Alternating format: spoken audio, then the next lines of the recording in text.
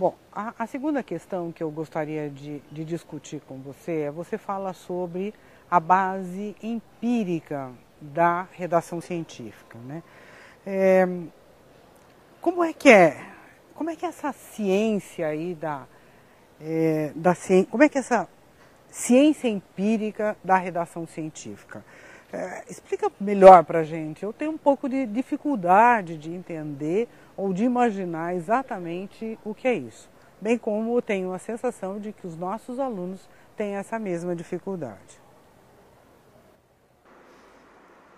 A questão da base empírica na ciência, Marilza, eu acho que é uma questão fundamental, porque, na verdade, um dos grandes distintivos entre a filosofia e a ciência moderna, é exatamente a questão da força, né, que se dá às evidências empíricas.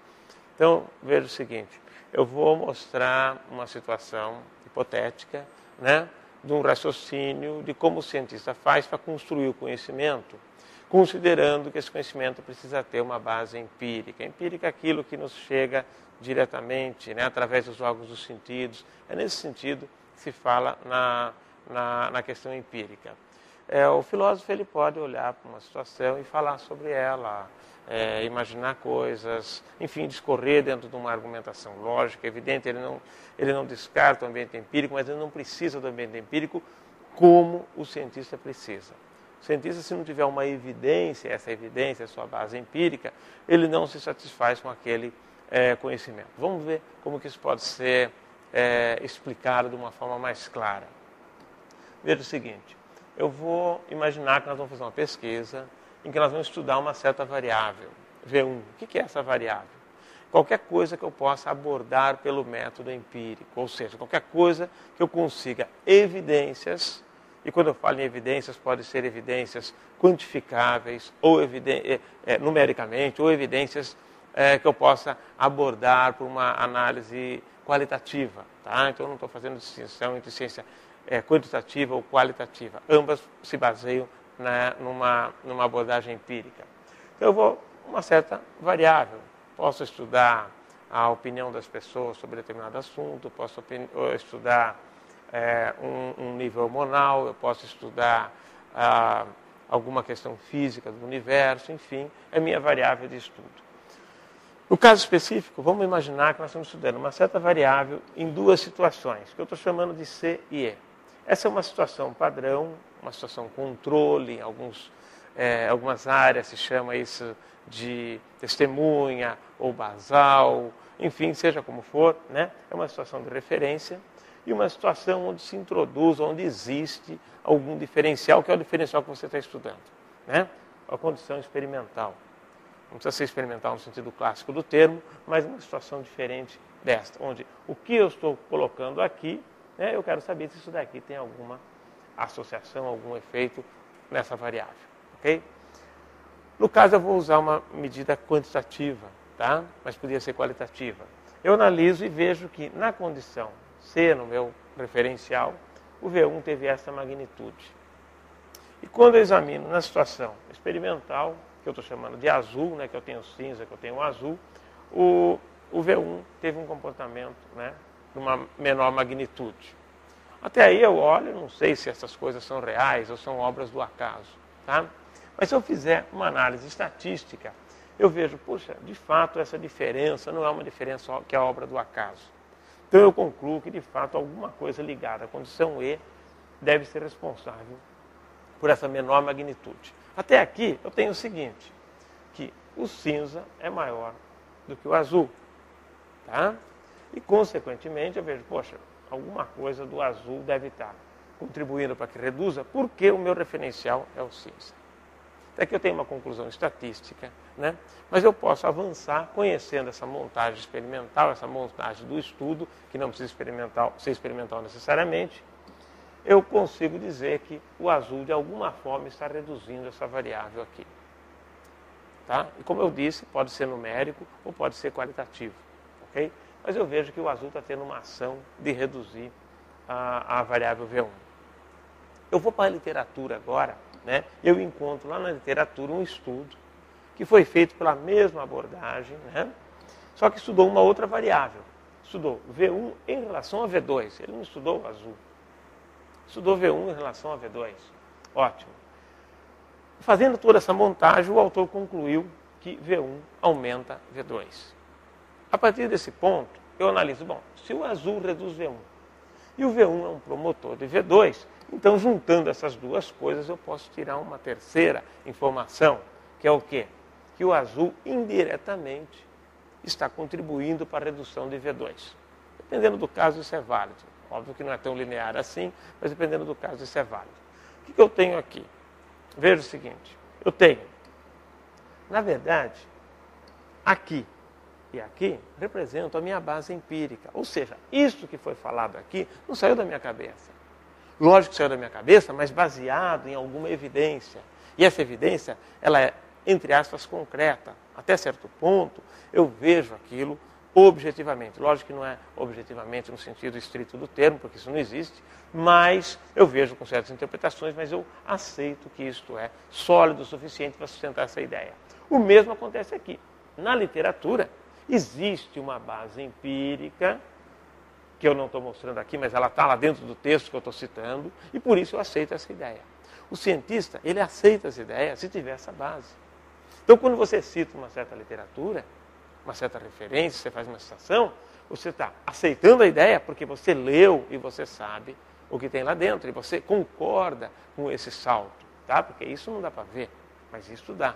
Isso aqui é uma inferência que a gente faz a partir de todo um discurso que tem aqui dentro, tá certo? Então, essa é a que a gente chama de a base empírica da ciência. O cientista aceita as ideias se houver essa base, tá? O quanto essa base tem que ser forte, até quanto você pode avançar, é uma questão mais polêmica, mais controversa, mas que a gente vai abordar mais para frente, né, nesse curso. Veja o seguinte, nós temos aqui dados coletados, minha base empírica. Eu coletei dados A e dados B. Eu vou pegar esses dados A e vou comparar com alguma literatura, eu vou fazer uma análise deles e vou chegar a uma certa conclusão baseado nisso daqui. Tá? Da mesma forma, eu posso olhar para aquele outro conjunto de dados que eu tenho, olhar para a literatura pertinente para aquela situação e elaborar, então, uma segunda conclusão. O que eu tenho aqui? Um conjunto de dados que, junto com o conhecimento atual que eu tirei da literatura, me leva a uma conclusão e aqui outra coisa. Tá? Da mesma forma, uma outra montagem. Se essas duas conclusões não conversam entre si, eu tenho dois textos, eu tenho dois discursos independentes. Tá? Para que eu tenha um único texto, o que eu preciso ter? Eu preciso que essas duas coisas cheguem a um certo consenso. Ou seja, eu preciso juntar essa base de evidências que eu tenho numa coisa única para mostrar. Este é uma tese, esta é uma tese, este é um artigo, este é um texto construído dentro de uma lógica sólida e que se fala de uma mesma coisa. Então é importante que a gente consiga, dessas duas conclusões, elaborar uma terceira conclusão. Eu estou propondo aqui o quê? Uma montagem, um sistema de pirâmide, onde eu tenho uma base, que é a minha base empírica, seja da literatura ou dos meus dados, e eu tenho aqui em cima uma conclusão, tá? Que dá coesão a tudo isso. É essa conclusão que vai ser usada, inclusive, para se pensar no título do trabalho, ela que vai estar expressa no objetivo do trabalho, geralmente, é ela que vai estar presente no meu delineamento, é ela que vai estar presente na minha conclusão na hora de escrever o trabalho. Tá? É isso que dá coesão, para que não fique uma colcha de retalhos, né? Olha, eu falei disso, eu falei daquilo, as coisas não se juntam, aí eu ponho tudo juntando e isso dá uma tese. Não é bem assim. A tese é um corpo coerente, coeso, de informação. Você defende ideias e essas ideias seguem uma hierarquia e uma lógica própria. Tá?